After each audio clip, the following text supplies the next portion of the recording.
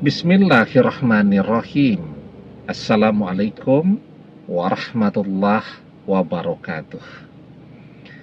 Bapak-bapak, ibu-ibu, mas-mas, mbak-mbak, khususnya adik-adikku sekalian yang dirahmati Allah dimanapun Anda berada. Kembali di Iip Channel bersama saya, Iip Wijayanto. Kali ini kita akan membahas tema jangan menunggu-nunggu mantan menerimamu lagi. Kerjakan yang terbaik agar dia minta balik duluan kepadamu. Ya, jadi kita itu sering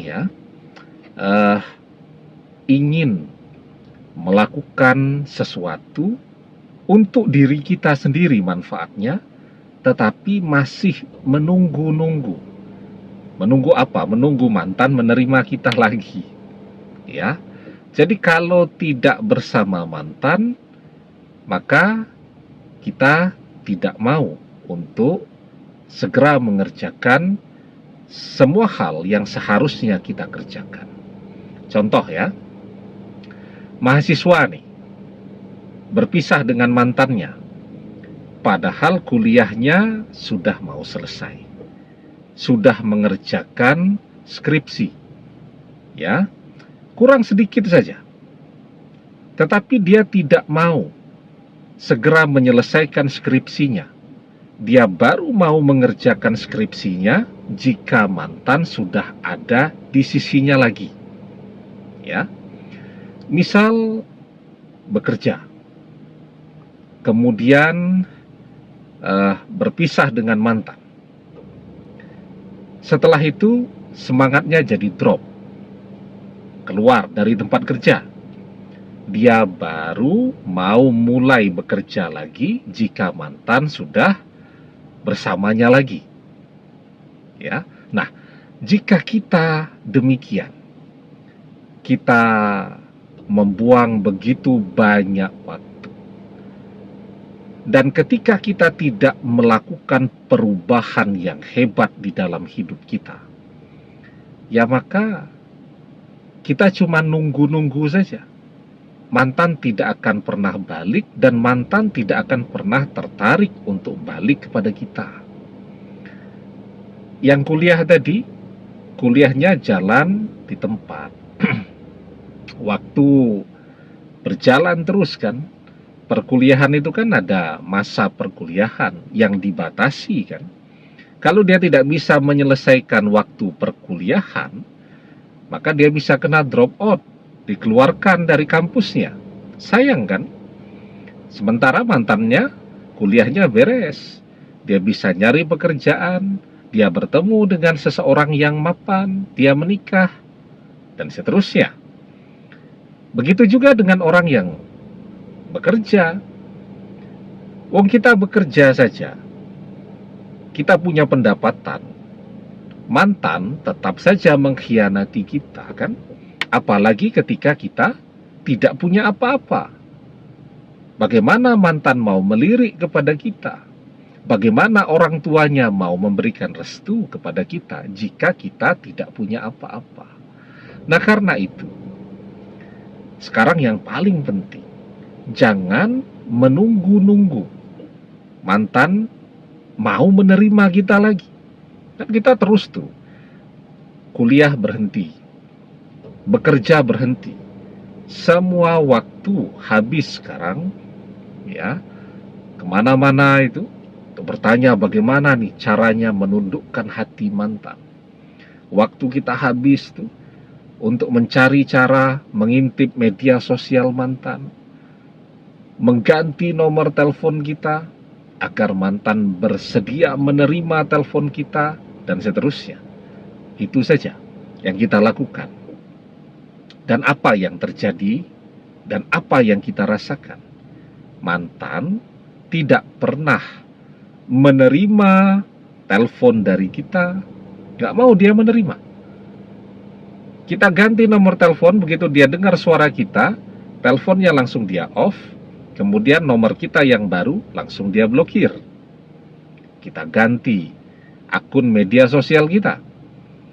Begitu dia buka, ya. Misal kita chatting tuh, kita pakai nomor WhatsApp yang baru, dia buka.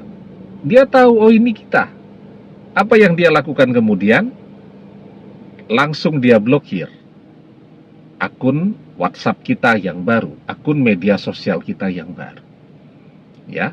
Jadi semua usaha kita ini tidak membuat dia tertarik untuk balik kepada kita. Justru mungkin dia merasa tidak nyaman ya, dengan usaha-usaha yang kita lakukan itu tadi. Dia mau istirahat, tiba-tiba ada miss call dari kita. Ini siapa nih nomornya? Dia tunggu-tunggu, begitu ada suara dering handphonenya lagi berbunyi, dia angkat, oh ternyata kita. Dia off, dia blokir. Jadi apa yang kita lakukan itu justru bagi dia sebagai sebuah gangguan. Dia merasa terganggu, dia merasa hidupnya tidak nyaman. Nah, sekarang yang paling penting, nggak usah nunggu-nunggu mantan bersedia menerima kita. Kalau kita bertamu, dia menerima. Kalau kita telepon, dia terima. Kalau kita chatting, dia baca, dia jawab chatting kita, ya. Kemudian kita minta untuk ketemu, dia oke. Nggak usah menunggu-nunggu itu. Sekarang kalau memang mantan tidak mau ditemui, tidak mau dihubungi, kerjakan yang terbaik untuk diri kita.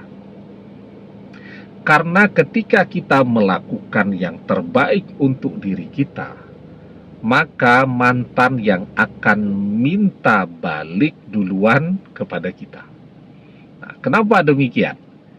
Sederhana saja. Ketika kita kerjakan yang terbaik untuk diri kita, yang kuliah tadi, kuliahnya beres, ya, dengan indeks prestasi yang oke, ya, untuk bersaing di dunia kerja.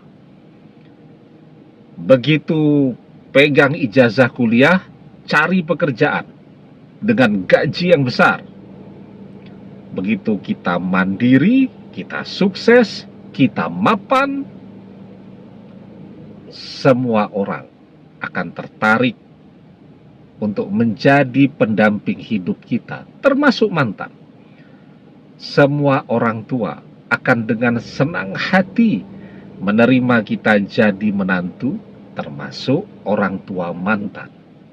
Itu kunci pentingnya. Ya, sejak zaman dulu sampai sekarang, dimanapun ada gula, di situ pasti ada semut. Kalau ada orang kaya, ada orang yang mapan, semua orang pengen deket-deket. Semua orang jadi menghargai, semua orang jadi membutuhkan, dan seterusnya. Ya.